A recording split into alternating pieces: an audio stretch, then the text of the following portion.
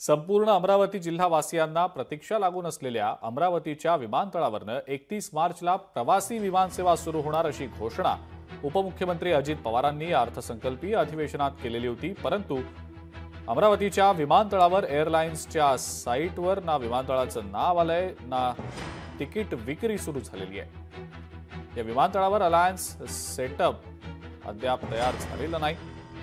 त्यामुळे 31 मार्चला पहिल्या विमान उड्डाणाबाबत मोठा संभ्रम निर्माण झालाय। आठवड्यातनं 3 वेळेला 72 आसनी विमानसेवा सुरू होईल असं उपमुख्यमंत्र्यांनी सांगितलेलं होतं। मात्र या ठिकाणी विमानातले क्रू मेंबर्स, एअर होस्टेस, वैमानिक, विमानतळ कार्यालय, चेकिंग चेकआउट, प्रवाशांच्या बॅग तपासणी यंत्रणा ही व्यवस्था अद्यापही आलेली नाही।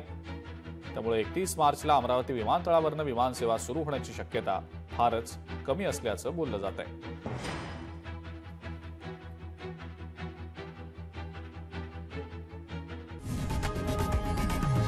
लोकशाही मराठी ऐका, पहा, जागरूक रहा।